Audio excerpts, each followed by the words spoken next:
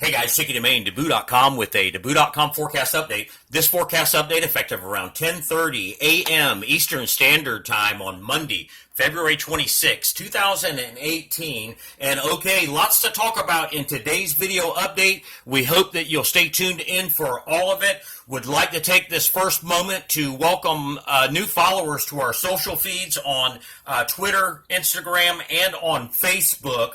Just letting you know how we handle our social feeds.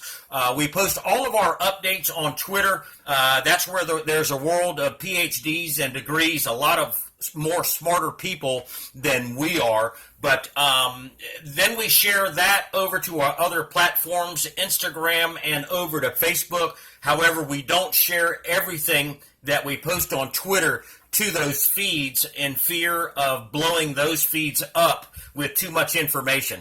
Now, we're not for everybody, guys. We are primarily a maritime and surf forecast covering the Atlantic basin. Anytime that there's going to be high seas or hazardous marine conditions producing large surf, and then during hurricane season, we are a tropical weather forecaster. Then once we have enough confidence in what's coming up in the upcoming forecast, we then do our best to transfer that over into a website update on DaBuh.com. Now, with that said, wanted to point you back to the last two website updates that we had. This one is back on February 8th. That's more than 2 weeks ago, guys. So we consider ourselves fairly accurate when it comes to the extended forecast. And this one going back to February 8th, entitled End of Winter Swell Season 2017 and 2018. Now, in the world of social media and headline readers, most people probably looked at that and said, he says it's the end of winter swell season. I probably should have put a question mark into that, but most people, they'll read headlines and then won't bother to go read the information. I just wanted to drop down in here and take one quote out of this. And that is, historically, the last week of February, first week of March can produce some classics. Some of the biggest snowstorms on record have occurred in the month of March. So at this point, never say never, but the window is closing. If you didn't get a chance to read this post, even though it's dated February 8th, you should go back and read it, because it's the same thing we're going to be saying next year at the same time. It's just climatology. But in that post, we also talked about, this image was from January 4th. This was Winter Storm Grayson. Now, this was the area of low pressure that departed South Florida, raced up towards the mid-Atlantic, and rapidly intensified into a hurricane force low. Now, in this post, we talked about location, and that is, had Grayson moved over here to the right, or had been positioned over here versus going straight up inland and then into the North Atlantic, this would have produced, if the location or position would have verified in here, this would have produced a much larger swell. And this was the last swell that actually produced enough swell to get down into South Florida. And now we're getting into the real-time phase, taking you back to the post before that or after this. We posted possible major swell event coming, and we're now in that real-time phase. That's here. This was posted on February 20th, so we're now 5 or 6 days away from this post. So if you get a chance, go back and read these last two updates if you want to understand how swells develop, and we're going to be talking about swell production in today's post. Now, go back to our Twitter feed. Now, I promise you there's a method to our madness. Now, 3 days ago, this was tweeted at 7 o'clock in the morning on February 23rd, so that's 72 hours ago, and we picked up on a little vorticity spin just off the mid-Atlantic here, just south of New York. 72 hours ago, we saw that, and we said there are signs everywhere, shape of things to come. Take you to the latest NOAA 96-hour surface forecast now. So this is in 96 hours. NOAA showing area of low pressure, 994 millibar low, crossing over, entering the Atlantic, where? Just east of the mid-Atlantic, just south of New York. Again, guys, I promise you there's a method to our madness. Okay, now we're going to catch you up to real time now. This is high resolution imagery from yesterday, February 25th, showing a rapidly intensifying hurricane force low in here just southeast of St. John's, Newfoundland. This area of low pressure dropped in here to the Atlantic and then rapidly intensified into a hurricane force low. Here's the latest surface analysis out of the out of the Ocean Prediction Center, showing a 962 millibar hurricane force low southeast of St. John's, Newfoundland, now in here towards the north central Atlantic. And now this is producing swell. Sea heights have max seas are about 40 feet right now in northeast swell, 15 to 18 second periods developing. We're going to go into a buoy watch. The buoys to watch here are going to be the Paul West Bermuda buoy just to the west of Bermuda, the South Bermuda buoy. That South Bermuda buoy is positioned for surf breaks, Hispaniola, Puerto Rico, and the Eastern Caribbean. So stay tuned to our social feeds for real-time updates on the buoys. That swell should start hitting the buoys here over the next 24 to 48 hours, and there is a bump coming from this into Florida. We'll show you that here in the swell model forecast. Here's the latest 24-hour swell model forecast, and this hurricane force low here is located right in here, and you can see the 15 to 18 second periods start to develop in here. Puerto Rico is going to be down in here towards your left. Here's the 48-hour swell forecast, and let me zoom out just a little bit so you can get a little better reference here. The area of low pressure now is going to be in here, and so long period ground swell is starting to fan out from this system. 20-second periods in here towards West Africa.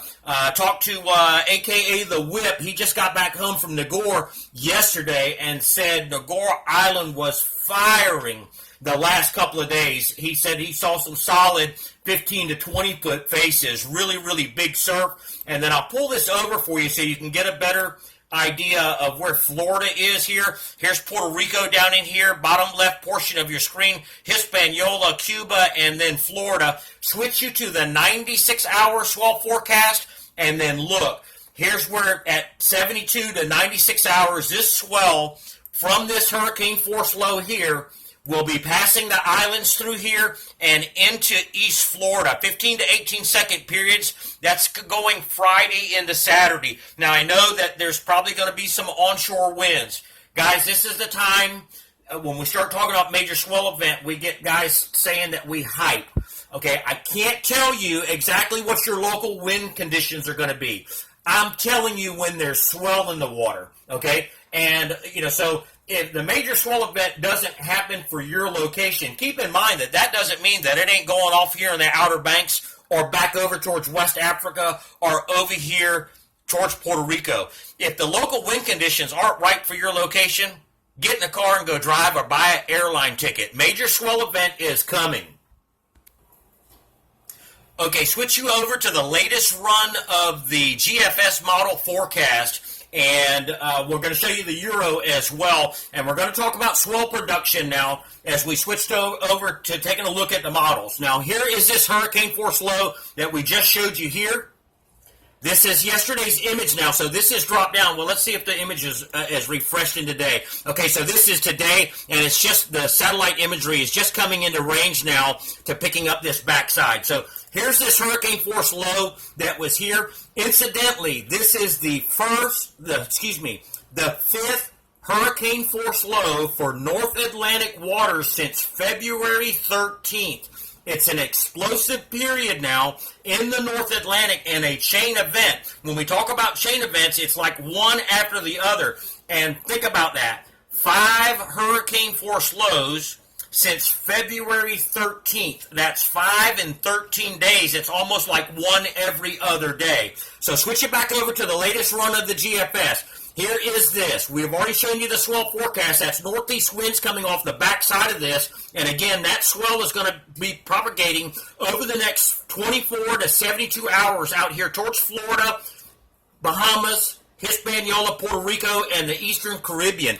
Going to advance the model for you now. Walk you through the next couple of days. You'll see that this low starts to center over the Azores in here. And here comes the big flip in the North Atlantic. This is the first time all season long that this is a complete reversal of flow here.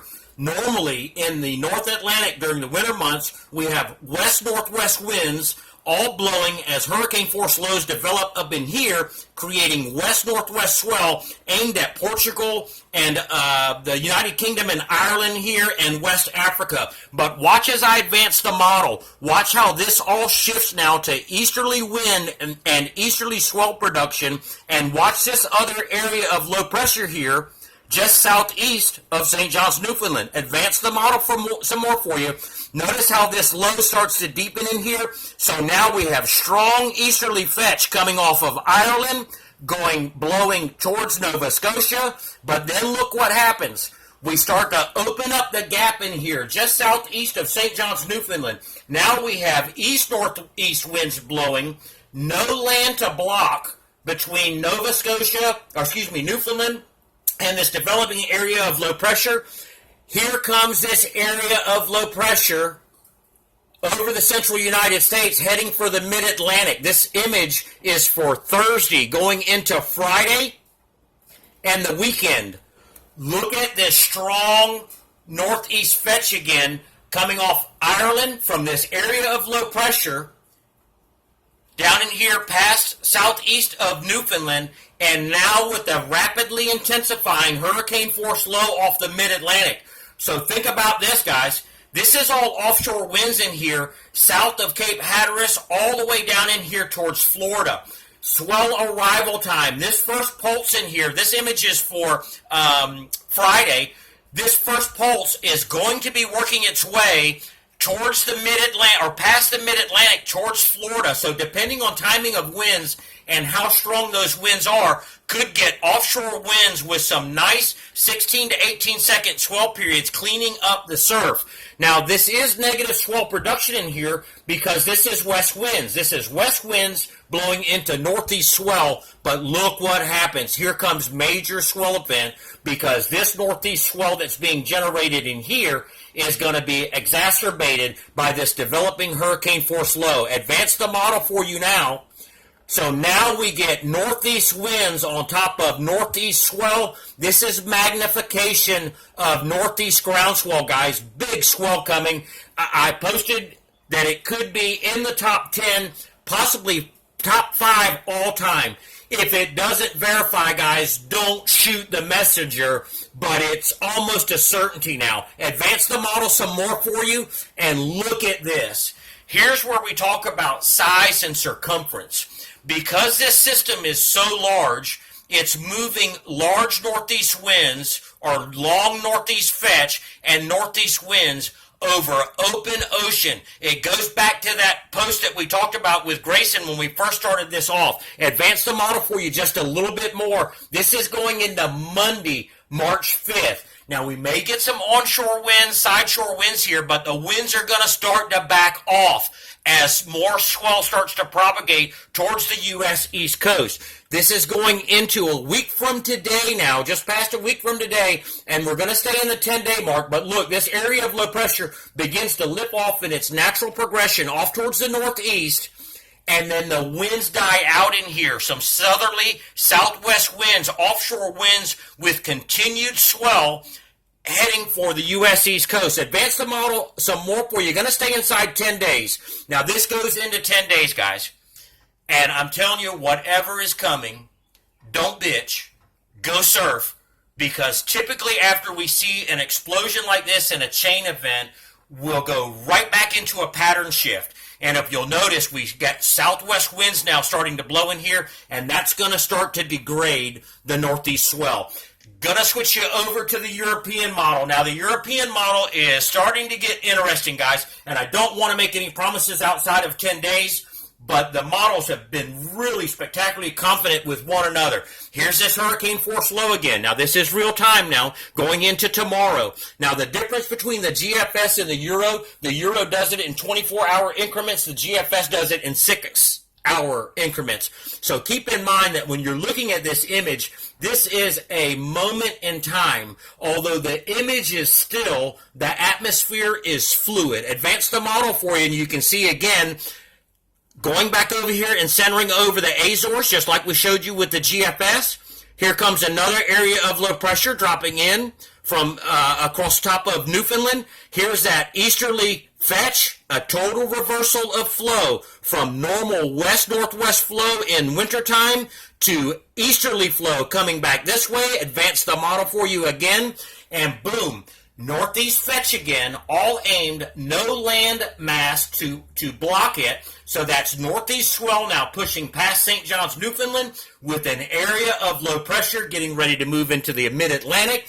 This is going into Saturday, and boom, rapidly intensifying. Hurricane force low developing on top of northeast swell already generated. Going into Sunday, strong northeast fetch now aimed at the Outer Banks. Again, it's probably going to be on shore, but those winds won't last for forever, guys, as this system begins to move off towards the northeast. Look at this strong northeast fetch, all aimed at the United States East Coast. This is going to start to get swell production going in towards the Bahamas, towards Hispaniola, Puerto Rico, and the Eastern Caribbean. Advance the model for you one more time. Now, this is a week out, guys. 1 week out, and look at this massive amount of swell that's going to be produced. And this is why we say could end up being in the top 10, if not top 5 of all-time swells for the Atlantic. No hype, guys. I'm just telling you. Look, here goes into day 8. Still, northeast fetch coming off Newfoundland in here aimed at the Atlantic, but the winds start to calm down in here towards Florida and the Outer Banks. Could be unreal surf for the mid-Atlantic. Advance the model for you here one more time. That's day 9, and here's day 10. Again, day 10 showing that southwest flow, negative swell production. You've got southwest winds blowing into northeast swell, but look at this. Look at this northeast fetch aimed at here at Puerto Rico, Hispaniola, and the Eastern Caribbean. If you guys can hack it, get you a plane ticket and head. This is a big, big indicator of a big swell coming. Guys, that's all we got for you for now. Stay tuned to our social feeds for real-time updates. Special request, if you're on Facebook, please do us a favor and go and give us a review on Facebook and try and like or share our post. You know, Facebook, Instagram, and Twitter all are set up for users like us or me to spend money to boost the post so more people can see it. We want this stuff to get out organically. That's all we got for you for now. Stay tuned for the next update.